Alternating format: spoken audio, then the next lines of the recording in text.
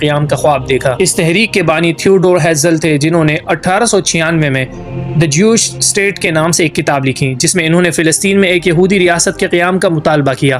Hazel کے ساتھ دیگر صہیونی رہنماؤں نے بھی اس خواب کو حقیقت میں بدلنے کے لیے منصوبہ بندی شروع کی۔ انہوں نے عثمانی سلطنت کو مالی امداد اور قرضے کی ادائیگی کا وعدہ کرتے ہوئے یہ مطالبہ کیا کہ فلسطین کو یہودیوں کے لیے کھول دیا جائے۔ سلطان عبدالحمید ثانی ایک دیندار مسلمان تھے اور خلافت عثمانیہ کے اسلامی تشخص کو برقرار رکھنے کے خواہاں تھے۔ انہوں نے یہودیوں کے اس مطالبے کو اسلامی عقائد اور فلسطین کی اہمیت کے پیش نظر فوری طور پر مسترد کر دیا۔ ان کا موقف تھا کہ فلسطین ایک مقدس اسلامی سرزمین ہے جہاں مسجد اقصی جیسی تاریخی مسجد موجود ہے، اور اسے یہودیوں کے حوالے کرنا اسلامی ورثے کی بے حرمتی ہوگی۔ انہوں نے کہا کہ فلسطین عثمانی خلافت کا ایک لازمی حصہ ہے اور یہودیوں کی خواہشات کے مطابق اسے ترک نہیں کیا جا سکتا۔ یہودی رہنماؤں نے کئی بار سلطان عبدالحمید سے رابطے کیے اور انہیں مالی امداد اور سلطنت کے قرضے اتارنے کی پیشکش شروع کی۔ انہوں نے سلطنت کو بڑی بڑی مالی رقوم دینے اور یہاں تک کہ سلطنت کے تمام قرضے کی ادائیگی کا وعدہ کیا، لیکن سلطان نے تمام پیشکشیں مسترد کر دی۔ ان کا کہنا تھا کہ وہ اپنے جسم کا کوئی حصہ تو دے سکتے ہیں مگر فلسطین نہیں دے سکتے۔ جب سلطان عبدالحمید نے یہودیوں کے مطالبات قبول نہیں کیے تو انہوں نے سلطان اور خلافت کے خلاف سازشیں کرنا شروع کر دی۔ صہیونی رہنماؤں نے مغربی ممالک کے ساتھ مل کر سلطنت عثمانیہ کے اندر بغاوتیں کروانے اور داخلی انتشار پیدا کرنے کی کوششیں کی۔